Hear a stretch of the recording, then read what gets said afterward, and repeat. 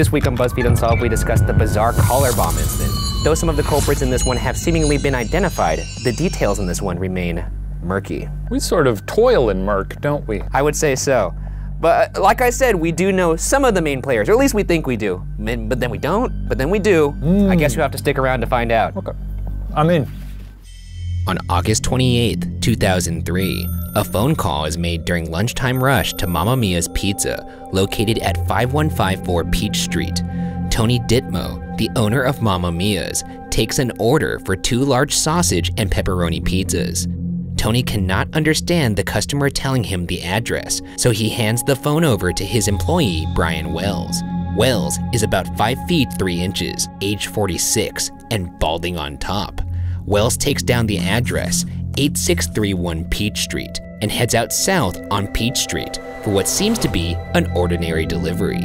And yet, roughly 2 hours later, Brian Wells is on live TV for robbing a bank. He is handcuffed and surrounded by state troopers in the parking lot of Eyeglass World with a bomb strapped to his neck. Wells tells the police that the bomb was fastened to him by a group of black men who ordered him to rob a bank. After about 30 minutes of gently trying to communicate his plight, Wells says to the police, quote, "Why is it nobody's trying to come get this thing off me? I don't have a lot of time. It's gonna go off. I'm not lying. Did you call my boss?" End quote. At about 3:18 p.m., the caller starts emitting a loud and rapid beeping noise, and then the bomb detonates, and Wells falls backwards, slowly dying while medics and police are baffled in the background. Wells dies on the pavement. 2 minutes later, the bomb squad finally arrives. You know, this is why I take issue anytime anyone, some trivial thing goes wrong in their day and they say, That's true. FML, bro. Look what happened to this man in 2 hours. Yeah. He woke up that day just going to sling some za. Yeah. He was a Zaw slinger. Yeah. And he got a little bit more than he thought he was gonna get out of it. One false move, suddenly his life is in tatters. That's horrible. We take so much for granted. We do take so much for granted. You're right. Let's appreciate each day. You never know when things are gonna go south. Like getting a bomb strapped to your neck. Right? Collar bombs have only been known to be used by Colombian drug lords in turf wars, making the use of one in Erie, Pennsylvania especially strange. Even more odd, police found several pages of instructions telling Wells how to rob the bank and remove his explosive collar. The notes were addressed to the quote, bomb hostage, end quote. The instructions were handwritten with illustrations. It appeared that Wells was telling the truth. He was sent on a hunt and his reward was his life. This case seemed pretty cut and dry, but as more details arose, it appeared that Wells may not have entirely been a victim. Like I said, things aren't exactly what they seem in this case. Obviously, this man appears to be a victim, but appearances can be deceiving. Profound stuff. All right, let's move on. To elucidate this possibility further, let's look into Wells. Wells' landlady and neighbor Linda Payne states that Wells was an ordinary Erie, Pennsylvania resident. Linda said, quote, he liked to help people. He used to get up, get his breakfast at McDonald's or somewhere, and a newspaper, come home and hang out until it was time to go to work. He was very shy. He took the hubcaps off of his car because they were too shiny. He was a perfect tenant, end quote. At the age of 46, Wells lived alone with 3 cats. He was a dedicated employee at Mamma Mia's Pizzeria. In the 10 years of his employment there, he had only called in late for work once, due to the death of one of his cats. Admittedly, none of this seems to scream high-profile bank thief. Let's jump into the timeline. The phone call to the pizzeria was made around 1:47 p.m. Wells agreed to take the delivery, even though it was the end of his shift. Wells would have arrived at 8631 Peach Street at about 2 p.m. During investigation, it was found that the delivery location was not a home, but a TV transmission tower site in a wooded area off of Peach Street. It was only reachable by a dirt road. The area was swept and they found footprints that matched Wells' footwear and the tire tracks of his Geo Metro. The area offered no clues as to how he had been lured there or what exactly happened when he arrived, but one thing is clear. It's during this time that Wells was outfitted with the collar bomb, because 20 minutes later, at roughly 2:20 p.m., Wells walked into the PNC Bank wearing the collar bomb. The bank was about 2 miles back up Peach Street, and Wells was wearing a t-shirt with the word "Guess" across the chest, a shirt he was not wearing before. and a shirt that relatives say was not his. Like the brand? No, the word, it was written on the shirt, guess. Oh, strange. My family, they don't know what shirts I have. I've got some I barely ever wear. Yeah, that's true. I got shirts in there I haven't worn for years. Maybe we could do a little spring cleaning together. Yeah. No, that's I mean, we live in separate locations. Yeah, we could do it like concurrently though. FaceTime. Yeah, it's true. We could do that. Yeah. Huh. This weekend? Sure. Okay. Fun little Saturday. Wells was instructed to, quote, go to the bank quietly. Enter with the weapon you were given. Avoid panicking the tellers or customers. Use the weapon if anyone does not cooperate or attempts to leave the bank, end quote. John Seckel, a witness at the bank robbery, saw Wells walk into the bank with a shotgun disguised as a cane and what appeared to be a shoebox under his shirt. The bomb was already around Wells's neck at this point. How do they expect this man not to scare anyone? It was a cane. It looks like a cane. I don't care how hard you try to disguise a shotgun as a cane. He was kind of in an unwinnable situation because he has this bomb. Yeah. And he has a shirt that has the word guess across it. So already he's drawing some weird looks. Wells gave a bank teller a white envelope and spoke in a low voice. Wells's note to the bank teller said, quote, gather employees with access codes to vault and work fast to fill bag with $250,000. You have only 15 minutes, end quote. He then lifted his shirt and showed the teller his bomb, which the note confirmed. At one point, the teller yelled, Audrey, the code for a robbery. Hey, that's a pretty good code word. No, it's not. Yeah, it is. Because also you don't want that code word to spook everyone. So if you're sitting in a bank, waiting in line, and you see one of the tellers go, oh, Audrey? You go, oh, they're just, calling I'm for pretty Audrey. sure that if I was But if the banker goes, peacock's nest! One teller whispered to a customer to leave, and a group of people began to exit. The teller told Wells that there was no way to enter the vault at that time and was only able to hand over $8,702. Seckel said about Wells, quote, we walked right past him. He didn't bat an eye, end quote. Seckel said that Wells didn't appear scared or cocky. He was actually calm. Wells left a sealed note for the police along with his driver's license with the teller as he was told to do. A woman with a cell phone called 911, and about 3 minutes later, Wells walked out of the bank sucking on a dum-dum he took from the bank counter. Pretty fucking baller. and took off in his car. Who knows what state of mind he's in if he's like, oh, this is it. I Only think- got 8K. I think it's fair to say— Going out with a dum-dum in my gullet, baby. I'm gonna imagine it would be pretty hard for me to remain calm during this situation. I'd at least be sweating. Yeah, but to be just cool as a cucumber? It's pretty impressive. Impressive or suspicious is probably the better word. Police would later find pages of instructions in Wells's car. The first note read, quote, exit the bank with the money and go to the McDonald's restaurant. Get out of the car and go to the small sign reading drive-thru/open 24 hours in the flower bed.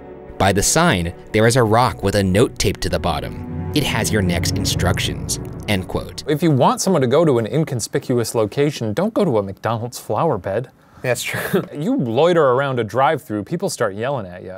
Also, I mean— Not that I've done that, but— It's also like very obvious to have a grown man rummaging through a flower bed. With a giant collar digging through the flower bed at a McDonald's? He was asking for witnesses. Then again, he's only incriminating himself. Yeah, I guess. At the McDonald's, Wells collected a 2-page note that directed him to go up Peach Street to a wooded area several miles away. Shortly after, Wells was stopped by state troopers and handcuffed while he told them about the bomb. The troopers left him sitting on the ground shouting for help. They called the bomb squad as soon as they visually confirmed the device around his neck, and the rest is history. The notes directing Wells said, quote, this powerful booby-trapped bomb can be removed only by following our instructions. Act now, think later, or you will die, end quote. Wells was warned that he would be watched by sentries, and that, quote, if anyone follows or interferes, we may leave and allow timer to detonate or call cell phone detonator, end quote. If Wells did as he was instructed, which included driving around the city to gather passwords, clues, and keys that would disarm the bomb, Wells would end up with a combination to free himself from the bomb. However, it seemed based off of the instructions that Brian Wells never stood a chance. The plot assumed that he would be able to rob a bank of $250,000 and drive around in a Geo Metro with a collar bomb without interference from the police. So he was kind of doomed from the start here. Yeah, I was gonna say, it seems like the deck is kind of stacked against him. What I think they wanted to do was they wanted him to go to the next point, make the handoff with the money, continue the scavenger hunt, and then they get rid of a loose end because the bomb goes off. What's wrong with these people? They're criminals, man. Cops tried completing the hunt themselves hours after Wells had died, bouncing from clue to clue until eventually one of the clue locations came up empty. It seemed that whoever was executing this plan had called it off once the police interfered. One thing to note is that the instructions contained words like "we" and "us," making it appear that there were multiple conspirators. So now, let's get into the suspects. Any one of these suspects could be part of the gang that carried out this crime. I see, yes. So one, maybe two, maybe more than that, may be responsible. But I will say at the end of this, at least one of these people was responsible. Oh boy. So for once, we will have some bit of closure. Stick around. You got it, good hook. The first suspect is William A. Rothstein. Rothstein was a 6'6" hoarder who only wore dungarees and chest pouches filled with pens and notebooks. He spoke multiple languages, was an engineer, and a high school shop or introductory mechanics teacher. Less than a month after the collar bomb incident, Rothstein called the police and told the dispatcher, quote, "At 8645 Peach Street in the garage, there is a frozen body. It's in the freezer," end quote. The address was Rothstein's home, and he claimed the body was there because he was storing it as a, quote, "favor for a friend," end quote. Big favor. Big That's favor. a big ask. Yeah, I don't think I could call any of my friends and be like, hey man. Remember that time they helped you move that couch? Yeah. Gonna call one in. This is kind of like that, except instead of a couch, it's a dead person. Yeah. The friend in question was a woman named Marjorie Deal Armstrong. The body was 45-year-old James Roden, who was killed by his then-girlfriend Marjorie by shotgun blast while he was sleeping in her bedroom. This occurred on August 13th, about 6 weeks before Roden's body was reported. Rothstein had twice been engaged to Deal Armstrong, so given their history, he agreed to get rid of Marjorie's shotgun and store the body, but stated that he called the police once Marjorie suggested that Rothstein put the rest of Roden's body in an ice grinder. Too much. Yep. She stepped over the line, man. Either way, I love that this guy has this odd moral compass where it comes to like hiding the body's fine. The next step is chopping the body up. He can't do that. I imagine her talking to him on the phone and just suggesting, like, while we're on the horn here, do you mind taking that body and putting it through the ice grinder? Then just a beat of silence, and he just kind of sighs. And she knows she's gone too she's far. like, oh shit. Fuck, that was one. Wow, what was I thinking? Yeah, one too many. The jig is Damn up. it, Marjorie. He was placed in custody hours later. He agreed to testify against Marjorie for immunity. He told the police that he had been feeling incredibly guilty and at one point was considering suicide. Police found a suicide note in a desk at his home. Interestingly, the note started with, quote, "This has nothing to do with the Wells case," end quote, which truly is an odd thing to say, because from an outside perspective, it has no apparent relation. My friend went to New Orleans recently, and she was like, oh, I'd love to buy a house here. Yeah. And one of the signs said for sale, and under that sign was a big red sign that said, not haunted. Oh, that house is, I don't believe in ghosts, but I believe that house is haunted. That's as weird to me as saying, this has nothing to do with this case that has nothing to do with this. Don't look into it at all. The only link between Rothstein and Brian Wells seemed to be a coincidence. Rothstein's house was one of the only houses in the vicinity of Brian Wells' last pizza delivery in the woods. Rothstein's house was a mere 5-minute walk away. Additionally, the phone call that placed the order of pizzas was traced to a payphone on 8228 Peach Street at a Shell garage, only a half-mile away from Rothstein's home. Lorraine Blodgett, the manager of the convenience store at the Shell garage, stated Rothstein would often come in. Quote, "He'd come in to buy newspapers and cookies. He'd sit outside in his car and have brunch, read the paper," end quote. Rothstein also used to make calls from the payphone. When you combine these circumstantial details with the fact that Rothstein brought up the Wells case unprovoked, it is undoubtedly suspicious and brings to the forefront Rothstein's mechanical prowess. Police searched his home and found power tools, welders, and quote, "piles of old machinery," end quote. One NPR article states that Rothstein, quote, "had the mechanical know-how to build the ingenious bomb that killed Wells," end quote. The collar was made up of, quote, "a triple-banded metal collar with 4 keyholes and a 3-digit combination lock, and an iron box containing 2 6-inch pipe bombs loaded with double-base smokeless powder. The hinge collar locked around Wells' neck like a giant handcuff," end quote. Investigators were able to tell that the device had been made using professional tools. In 2007, a Pennsylvania grand jury agreed that Rothstein had dumped over 1,000 pounds of evidence at a local landfill. But even if Rothstein did make the bomb, he didn't quite fit the profile of the mastermind of such a cruel operation. And thus, we discuss Marjorie Diehl Armstrong, our second suspect. After Rothstein tipped off the police to the murder of James Roden, police entered Marjorie's home, which was a mess of dog feces, clothes, and fast food cartons.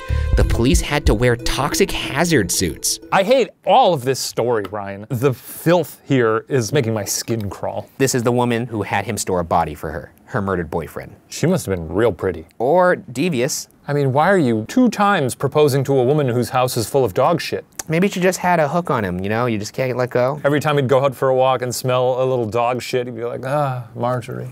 Marjorie. The aroma. The aroma of Marjorie. Marjorie already had a reputation in Erie and had killed before. She admitted to having shot her boyfriend Robert Thomas in 1984, but she was acquitted because she stated that she was a victim of domestic abuse. Her first husband hung himself, and her second died after hitting his head at home on a coffee table. I mean, she's obviously an evil person, but just to live a life that's so fraught with chaos sounds stressful. But also, this person needs to be eradicated from the rest of normal society. We should separate her. Yeah, for sure. We should put her over there. Find a spot for her where she can no longer get married to people. Yeah, because it's obviously a fatal thing. According to her former high school classmates, she was known for her intelligence, but over the years, it mingled with madness. She suffered from multiple mental illnesses, including bipolar disorder, paranoia, and narcissism. Her moods would swing, and she seemed unable to stop her rapid-fire speech.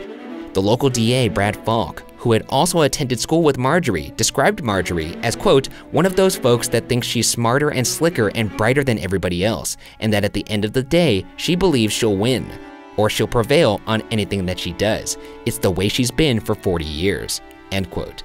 She seemed like the type that would make a bank heist more complicated than it needed to be, and she also seemed to be the type that would need to brag about her genius plan. The FBI made a profile of the collar bomber based on behavioral analysis.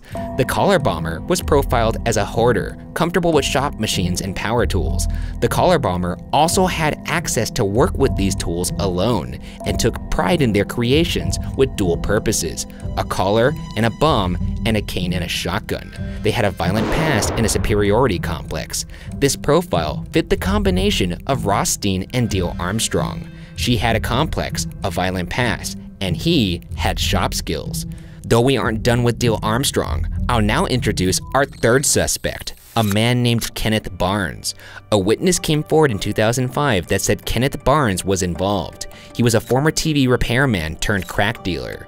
Earlier in 2007, 27-year-old sex worker Jessica Hoopsick came forward saying she knew Brian Wells and had, quote, turned tricks, end quote, with him at the home of Kenneth Barnes. Hoopsick had left a message on Brian's answering machine and was a link between Brian and Diehl Armstrong. It turned out that Kenneth E. Barnes, who would supply Hoopsick with drugs, used to go fishing with Marjorie Diehl Armstrong. Hence, connecting Barnes, Brian, and now Armstrong. So, he knew these people. What a town. Barnes had spoken too freely about the collar bomb plan, and his brother-in-law turned him in while Barnes was already in jail for unrelated drug charges. Barnes and Diehl Armstrong had also been seen driving the wrong way on the highway near one of the locations of the search. Barnes said he would exchange information for a reduced sentence. Barnes also confirmed the FBI's belief that Diehl Armstrong was the mastermind. He stated that Diehl Armstrong needed the money because she wanted to pay Barnes to kill her father, who she believed was blowing through his fortune, which was money she expected to inherit. Barnes claimed that he was kept in the dark about most of the plan, but he had already corroborated with much of what the FBI had already heard. Other than Barnes, investigators had previously spent weeks with informants who said that Diehl Armstrong talked about plans of the bomb in intimate detail. A fellow inmate of Diehl Armstrong told authorities that Diehl Armstrong had admitted to killing her boyfriend James Roden because he was going to expose the bomb plot. The FBI met with Diehl Armstrong while she was serving time for the murder of James Roden. Diehl Armstrong promised to tell them everything if they would transfer her from Muncie State Penitentiary to Cambridge Springs, a minimum security prison closer to Erie. Deal Armstrong insisted to the FBI that she had nothing to do with the collar bomb plot, but she did supply the kitchen timers used for the bomb and was within a mile of the bank robbery when it happened. She agreed to drive around Erie with the agents and show them where she had been that day, linking her to several locations of the crime. Marjorie also admitted to the FBI that on the day Brian died, she had gone to the Shell station with her Jeep and bought $10 of gas. Rothstein and Barnes were also with her. Rothstein had used the payphone before Wells died, implying that Rothstein made the phone call to the pizzeria. She then claimed she would provide no further information without immunity, but she had already given away too much information. The FBI informed Deal Armstrong that they had enough information to indict her. Frankly, this is stressful, Ryan. It's very stressful. So she gave him all these details. I was like, I'm not going to tell you anymore unless I get immunity. And they're like, you've told us everything, enough right? to indict you, know. Yeah. So she effectively put herself behind bars, Yeah. which is kind of funny. She claimed that Rothstein planned the whole thing, and more importantly, that Wells was in on the heist, which brings us to our fourth and final suspect, Brian Wells. Now that is surprising. Why would this man be in on it himself? Well, what I'm about to break down may make you a little upset. It's been a very upsetting day, Ryan. Yes, it has been. Let's hear more. All right. When looking at the known details of the timeline, two things come off as suspicious on the part of Wells. First, that Wells's demeanor was so calm during the robbery. And second, that it seems there was no evidence to back up Wells's story that he was attacked by a group of black men who locked him in the collar at gunpoint. Wells's calm throughout the situation troubled the police, who were never quite able to rule him out as a conspirator in his own death. In 2007, District Attorney Mary Beth Buchanan stated that she believes Wells was in on the plot along with Rothstein, Barnes, and Deal Armstrong, who was the mastermind. The DA also believes that Deal Armstrong and Barnes had planned on taking the money from Brian as soon as he had robbed the bank, but fled when they saw the cops and left Brian for dead. Because Wells allegedly never had a chance in his doomed scavenger hunt, DA Buchanan believes that Brian was part of the operation and given a collar bomb for an alibi. The collar would also ensure that Brian would stick to the plan, hand over the money, and if things went downhill, quote, he would not survive to be a witness against the other conspirators, end quote. Kenneth Barnes also claimed that Wells had been talking about the robbery about a month before it happened. According to the FBI affidavit, another witness had corroborated this. In July 2007, DA Buchanan announced the investigation was over, stating that Deal Armstrong and Barnes were charged with carrying out the crime. The indictment also stated that Rothstein and Wells were conspirators. Based on information gathered over 4 years of over 8,000 interviews, Wells was charged with being in on the scheme from the beginning. Kenneth Barnes claims Wells was willing to help with the promise of money because he was in an expensive relationship with sex worker Jessica Hoopsick. According to the indictment completed in 2007, Wells thought the bomb was fake, and so he agreed to wear it. He was told it was meant to fool the cops. If he was caught, he could blame the threatening instructions. Barnes claims Wells only realized when he delivered the pizzas to the TV transmission tower that the bomb was real, and he was locked into the device at gunpoint when he tried to run away. Why didn't he just assume it was fake still? He was thinking probably of some cartoonish looking bomb. He gets there, it's professionally made. And he realizes, holy shit, this actually may be a real bomb. Maybe he even said something like, hey, that bomb looks pretty real, guys. And they all kind of didn't laugh when he started chuckling. He's like, uh-oh. I guess you get what you pay for. If you're hanging out with people who all agree that maybe it's a good idea for you to wear a fake bomb and rob a bank, you can't be outraged when they put a real one on you.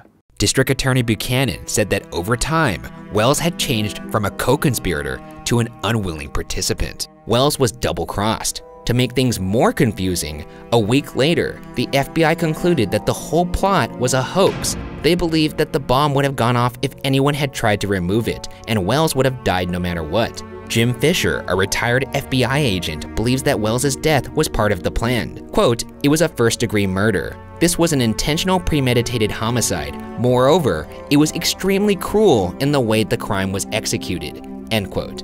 Despite the debate, Wells's family firmly believes that he was a victim. As Buchanan completed her statement of the investigation, one of Wells's sisters continuously yelled, liar. The official aftermath unfolded as follows. In February 2011, Marjorie Deal Armstrong was sentenced to life in prison plus 30 years for her role in the heist.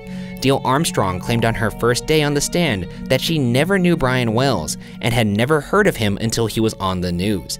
Diehl Armstrong claimed that she is not the killer and that they are still out there. Diehl Armstrong died on April 4th, 2017 of natural causes in a Texas prison. Kenneth Barnes was sentenced in 2008 for, quote, conspiracy to commit armed bank robbery, using and carrying a firearm during a crime of violence, end quote. Barnes's 45-year sentence was reduced to 20 because he cooperated with authorities and admitted involvement. He's expected to be released in 2027. William Rothstein died of terminal cancer in the summer of 2004 before facing any charges. For what it's worth, retired FBI agent and criminal justice professor Jim Fisher believes that Rothstein was the true mastermind. Quote, the son of a bitch ended up winning. He died with all of the secrets. He died taking all the answers with him. He gets the last laugh in that sense. He escaped punishment. He escaped detection, end quote. And finally, Brian Wells, whose supposed involvement is what classifies this case as a cold case for many. Despite the official conclusion that Wells had been a part of the plan, many point out evidence against this idea, such as the fact that he let people at the bank leave during the robbery, and the note he left with the teller easily led the police to him. But some prosecutors say that was intentional. Wells's family and friends say he was, quote, 100% innocent, end quote, and there was no way he could have been involved. Others say Wells started out as a willing participant, but was double-crossed and became a victim. It appears clear that Diehl Armstrong, Rothstein, and Barnes were all involved to some extent, but whether or not Brian Wells' involvement goes beyond simply delivering a pizza at the wrong time remains murky.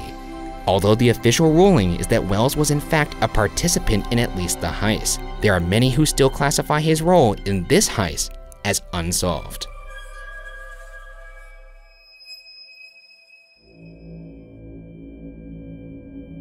I could see how it's still a murky situation in terms of his involvement. I could buy that maybe he wasn't involved to begin with. I also feel like this Barnes character may be saying anything to get out of any kind of reduced sentence, right? I don't like this Barnes guy one bit. We're trusting the word of a lot of slippery people here, and I don't like the idea of a dead man being put on trial. One thing for sure is, out of this collection of a-holes, he seems to be maybe the most non-dude. Less, I mean, they all seem like monsters, or a collection they're all actually murderers. Yeah. And he was a guy who tried to get some cash for a relationship at worst. Just a pizza guy. He also didn't murder anybody in the bank. No. So, whether or not he was involved in this, he at least had some commendable qualities. And he loved those fucking cats, apparently. That's true, he did love those cats.